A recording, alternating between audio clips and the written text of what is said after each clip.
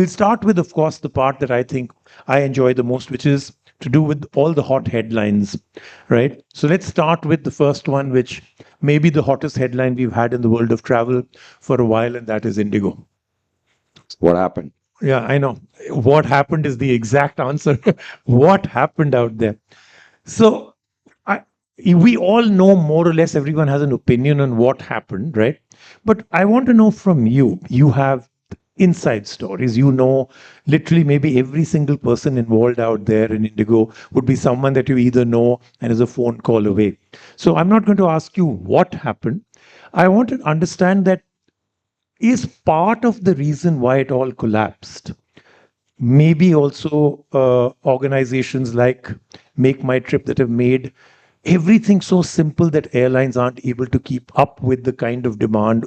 Is it really true that if it hadn't been for organization or a service like yours, we may not have taken all these giant steps forward? Uh, some part of the blame goes on making travel as easy as you've made it. Wow, that's a new one. But Rajiv sets it up well. No, firstly, I don't even think we can take that kind of credit. I have to tell you, the Indigo, I know there's so many theories going around, and everyone thinks there's a conspiracy theory. I can tell you mine. It's, yes, I know, obviously, everyone in that organization at one level, because we work very closely. We're their largest sellers, their largest partners. And they are the toughest people to work with, I can tell you, in terms of negotiators. I really respect the company, irrespective of what's happened. This can happen to anyone. I actually think there's a big lesson in the learning for all companies that have become very large. And it's irrespective of tech. This is not a tech issue that's happened, maybe whatever. This was a very clear organization. I think it was a clear procedural, let us say, maybe I think taking things for granted, and that folks get carried away. So I don't think there is any company, if Indigo could fall to this, not just any airline, I think they're one of India's most amazing companies. People beat me up when I say this today. And I was at a wedding where 150 guests were on Indigo prior to rescheduling. I just got off, came back from that, and it was my friend's daughters. And we were rescheduling people. Obviously, these things can happen. I think they just pushed it too far to the end. There was already a change in the DGCA guidelines, which was 1 year old. It was to come due. Probably the airline expected there will be some leeway that will come. I know even some pilots who work there, that leeway didn't come when they expected it. And now it's coming. So I think there's a recovery of almost 100, 150 flights a day. But was anyone inconvenienced personally out here? I was too. So I also changed. I was too, and I was pretty sure they'd fly, and they didn't. And I moved to Air India. And I think when you're in an industry, you tend to see it more from the inside and from both points of view. I think that is the big game changer. So all the conversations at this wedding with all the friends were only, even the speeches, the groom speeches, bride speeches, uncle speeches were all beating up Indigo. And I was saying, guys, they're saying we're here. Despite that, this can happen. How many of you have had your passwords and other credentials hacked? And we'll talk about that. It's happened to the largest of companies in the world. There's cyber crime going on all the time. This stuff happens. We just don't think it can happen to us or it can happen to large companies. Big learning. Never push it to the nth hour. Never push it. That is my biggest learning. If there's a directive and there's a guideline which is 1 year old, be ready for that. If you want to negotiate that guideline, then please do it 3 months before this thing. Otherwise, you got to staff up. Pilots can't change, by the way. Someone was naive enough to say, oh, why can't you hire more pilots? There's so much money. Senior pilots have a 12-month notice period. Other co-pilots have apparently a 6-month. So you can't just hop over. You can't just get planes. In fact, the rest of the airline industry, people are saying, why didn't they take advantage of this? While people are saying usurious fare, pricing, etc., which is another domain. You told me keep answers short.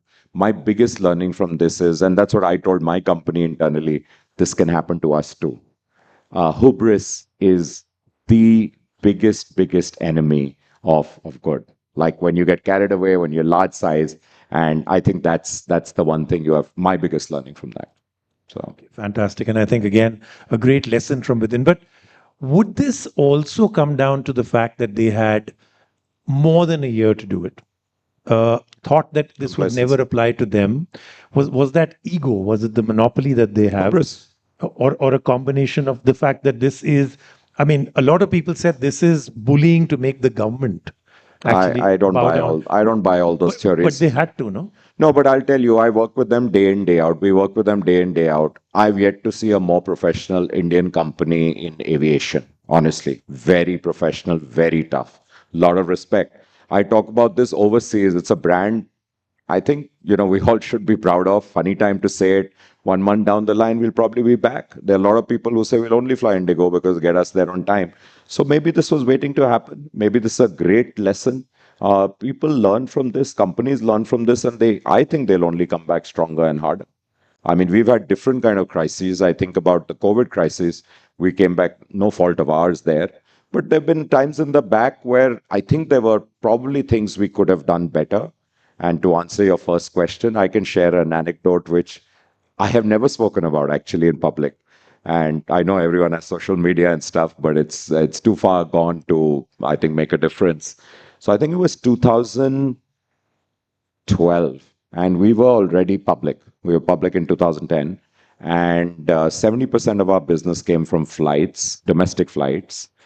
And I think we probably tried to be a little cute in pricing, etc., at that point of time, which we shouldn't have been.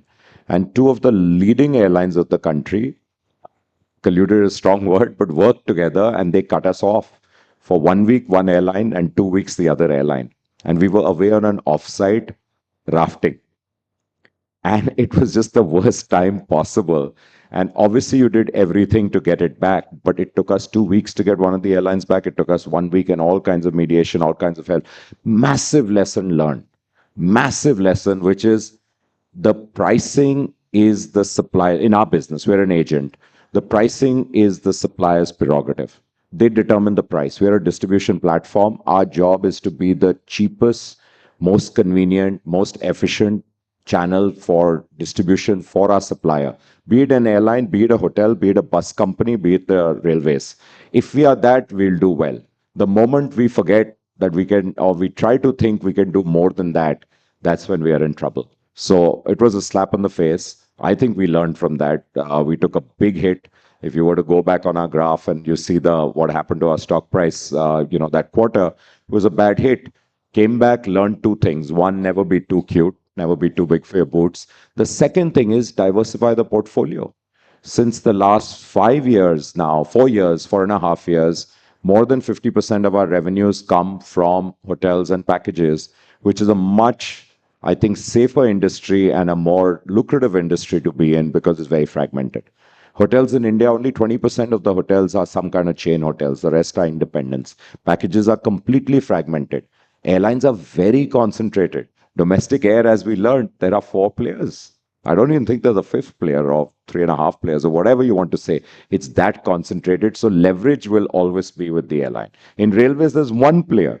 So IRCTC decides what we're going to make, if at all. For the longest time, we were making nothing on it, but we want to sell rail tickets because that's what the customer wants and then hope to sell them something else. So fragmented marketplace for distribution is very important. So we learned two hard lessons. Sometimes you need a knock to do that. And again, I think the airline will learn from it too. Okay, I'm really hoping that, and this doesn't become an advantage for Air India to actually, take on a lot, or the government does something where, because I still also completely agree that Indigo is one of the most efficiently run organizations which execute incredible numbers and still has pulled off for years what others couldn't do.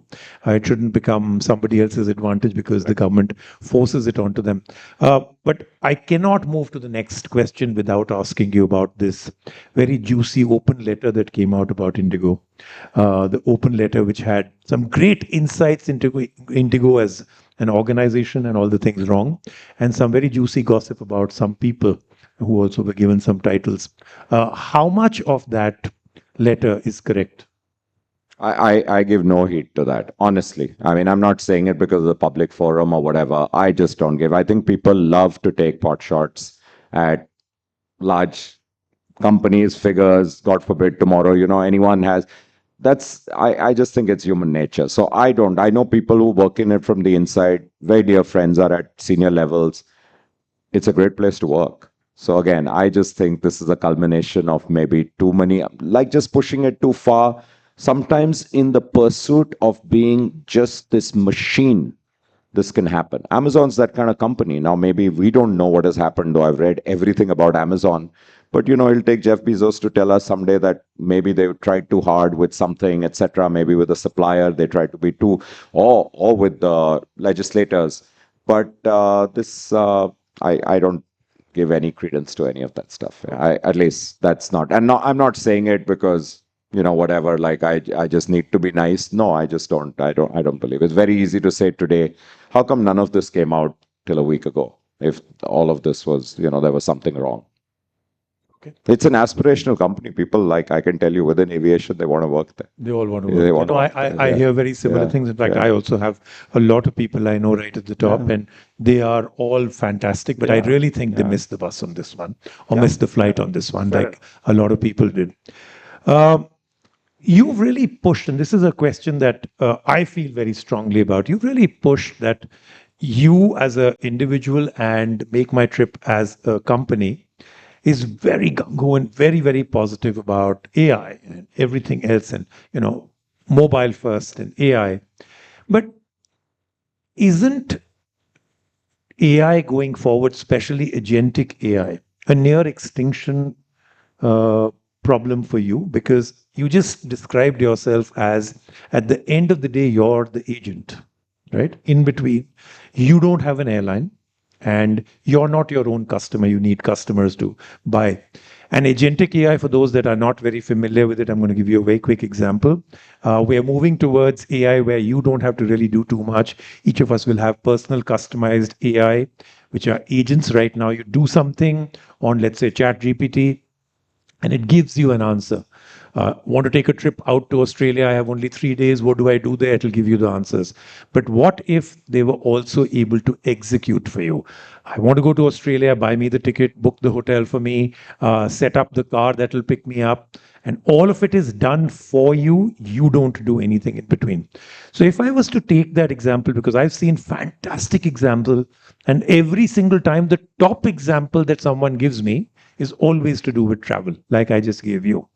Now, if I have a custom agent AI that can buy the ticket for me, that can book the hotel for me, can get me my taxi, my pickup from the airport, a travel guide, and do it all directly with the airline, the hotel, the taxi company, the pickup company, why do I need Make My Trip after 2 years?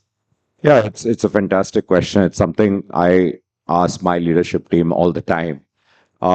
And I'll tell you three reasons. So I fundamentally believe that the AI moment is the internet moment plus the smartphone moment plus the mobile app moment all together.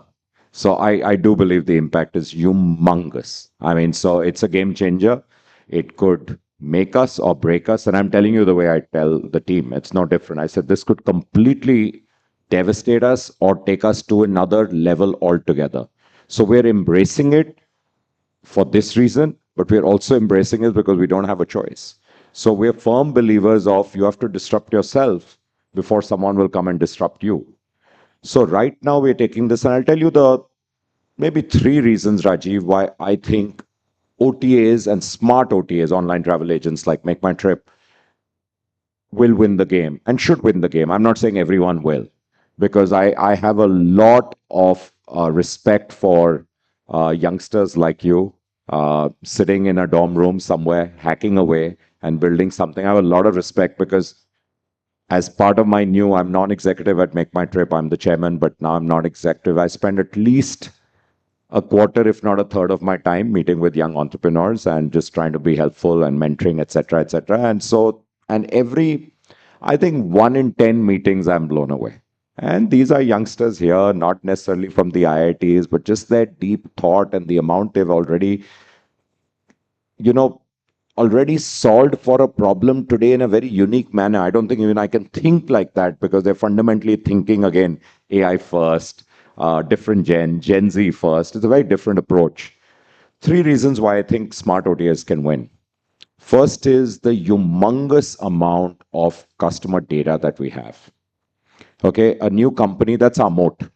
We have a humongous, till now, we have served over 90 million customers. And we know each one of them. We have the data of that. We put that together. So if you come to us, Bhaskar comes to us, Rajiv comes to us, Rekha comes to us, we know exactly what you've done with us differently. And we can, by virtue of that, give a far more meaningful, contextual, relevant solution to you rather than, throw the entire kitchen sink at you, which is what a brand new AI agent will do. They don't know you till they start learning, and that's a moat. So the moat is there till a certain time, and you have to keep deepening your moat and keep deepening your moat. Secondly, I think there's a lot to be said about domain and context again. So, an AI at the end of the day was coded by someone who didn't know much about the domain. When you say, find me a cab, I'm landing in Narita Airport and I want to go to Haneda Airport, and I can tell you the two airports in Tokyo are very far apart. And, if you have to do that, and Japanese metro connectivity is phenomenal, except when it comes to airports for some weird reason. And I asked a lot of people that. I didn't ask Chat GPT. I should ask maybe Claude that. And so it's an hour and 10 minutes if you need to do that. And it's expensive, or you go by bus. There are a lot of good buses, but hour and a half. Now, when you want to do that, they don't know the difference between one cab company to another. They're all the same. So there'll be 40 cab companies saying, I can do this transfer, and each one of them will be saying, I can do it at $110, $109. Someone will say $90. You'll get it at 90, or you don't know who's who. We have the context of every supplier. When we think supplier, we, for a minute, don't think airline or big chain hotel. So that's our trap very often. People like us will say, oh, yeah, of course, I know what the Taj stands for. I know what the Marriott stands for. In fact, I know every level of Marriott and I know every level of Taj because that's, I typically stay in these hotels. Think of a budget traveler saying, I want a place in North Goa for 2,500 rupees. These names mean nothing first time to Goa. Or similarly, first time to Manali. 3,000 rupee budget, a lot of our young leaders want to go out there. That is typical India, typical Bharat, typical world. People are looking for budget breaks. That is where context really, really helps. And I don't think that domain or experience will lie today with a new agentic flow. I'm a big believer. We have our own agentic AI models, and each of them are talking to each other, which is probably the fourth point. So the third point is the interconnectivity with each of them.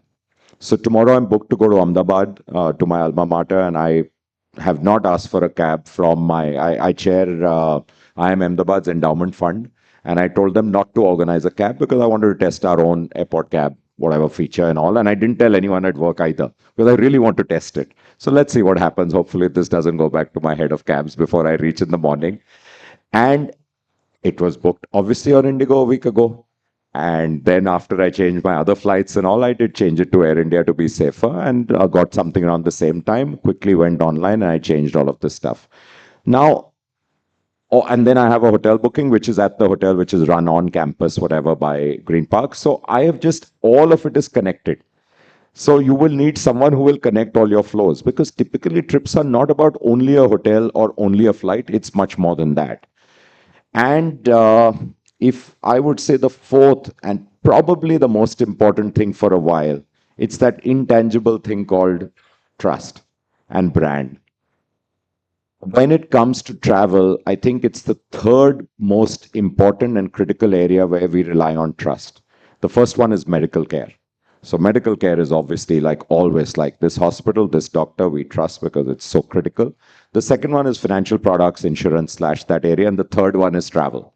There's a huge, again, think about new travelers, naive travelers. They will get an e-ticket sent to them. They'll have a boarding pass, but they will call up someone, the airline they'll try to get through to validate that. Till they've done 4 or 5 flights and this works. Similarly with hotels, they call up hotels to say, "Meri confirmation hai, mera reservation hai." So this is brand and trust that you build, I think, over decades. We are 25 years, and I think the biggest thing that we've earned in the 25 years is brand trust. So that being said, none of this is a guarantee that we will not be under threat. And I'm still a believer in Andy Grove and Only the Paranoid Survive. It was probably one of the best management books I read eons ago. If you haven't read it, still relevant. Intel founder. And yeah, we are constantly on our toes. I mean, we are now I think 75 to 80% of our resources are of our tech resources, which are more than 1,000, are on AI. And then AI is writing code for us, and AI is doing QC for us. But I think when it comes to customer and the customer handling, even today on customer service with us, everything can happen through automation AI, except when it's a last minute thing, you have a crisis, you have something else, we open a human line very quickly. During the last week, we were flat out. I mean, you were saying, did we help cause the problem? I'm like saying, Indigo, you caused a lot of problems for us because we were flat out, because we booked 1 in 3 tickets in the country today. And, you know, it was all falling on us because a lot of else was kind of falling apart. So, yeah. I'm just test this theory of trust in a brand, because I think that is a very, very important one. So I'm going to give you a description, and remember, you have to vote for one of the two. It can't be that you don't raise your hand at all for anything. So you either choose option 1 or option 2. So the two things that Deep said is, yes, I said agentic AI, which I described to you. So I'm just going to give you that one example. You have an agent that is built into your smartphone. It knows more or less everything about you, because that is how it will learn about you. The kind of flights you take, the kind of seat you like, the kind of things you do when you reach an airport and everything else.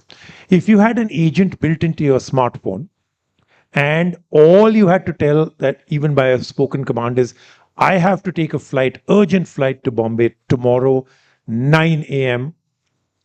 And all the rest of it, that agent in your phone does. It contacts all the airlines one by one, direct to the airline.